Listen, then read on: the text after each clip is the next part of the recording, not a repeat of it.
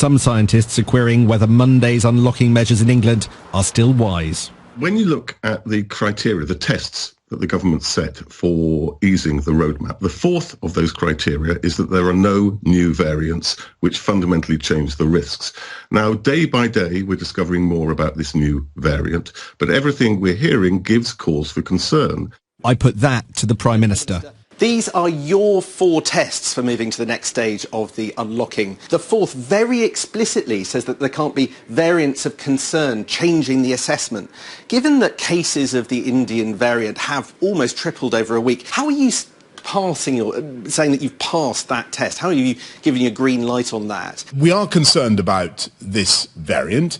And that's the purpose, and we're serving notice that we do think, or I think, that it certainly may cause disruption to our attempts to continue down the roadmap. But they don't, at the moment, change the assessment about step 3. I'm actually going to pick up on the 4 tests additionally.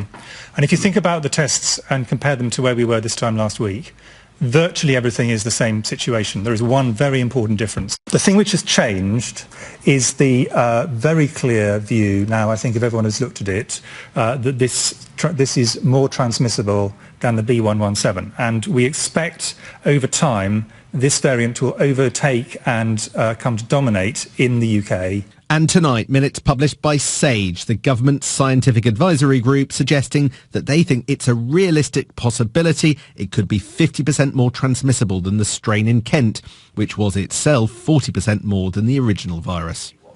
NHS leaders warned today Boris Johnson has to be prepared to reverse unlocking. What our members are really cautious about, and they want the government to be cautious about, is making sure that the progress we have made isn't reversed. We need to be prepared as a country to have the Prime Minister to say to us, look, we do just need to go a little bit slower, we need to wait a week, or we just need to reverse things for a week or 2. The Prime Minister told the nation once again he has to level with them over COVID. It's a phrase places like this have come to dread. Sam Coates, Sky News. Well, Sam was there talking about the transmissibility of the India variant, and the Chief Medical Officer, Chris Whitty, today warned that it could become the dominant variant in the United Kingdom. Our data and economics editor, Ed Conway, has been looking at why it's spreading. What is the data telling us about the Indian variant? Well, let's just have a look at the latest numbers and compare it with those other variants of concern. You've probably read about the Nigerian variant and maybe also the Brazilian variants. The South African variant is relatively similar to those. And now compare those to these Indian variants. Actually, 3 of them, but one in particular is of most concern. It does look quite scary, doesn't it? A big increase.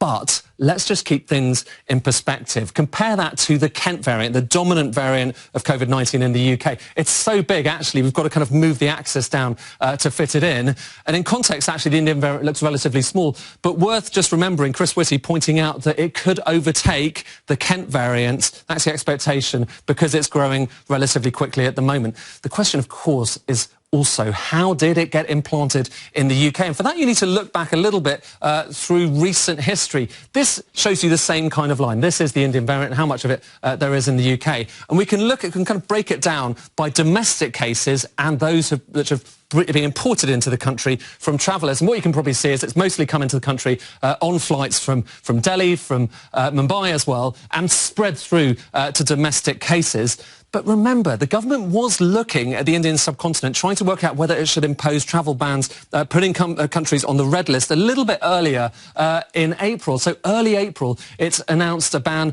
or at least adding Pakistan and Bangladesh to the red list. It took until the 19th of April to announce that India was going to be added to the red list, and only on the 23rd was that actually implemented. And during that period, there were a lot of flights into this country, and you can probably see, look at all that white, travellers bringing this variant into the UK, and then it's spreading to that black bit, domestic cases. So that's a cause for concern, as is the fact that we don't really know at the moment how transmissible this is. And that question could determine how many hospitalisations you may or may not see as a result of this. This chart is from SAGE, from Warwick University, and it basically shows you the higher those lines are is an assumption of this being more transmissible. So the highest line of all is if it's 50% more transmissible, more infectious than the existing strains. You can see just how high those hospitalisations could go, even higher than the first two peaks. But that is basically a worst case scenario. Right now, we need to just wait and see what the data is going to tell us.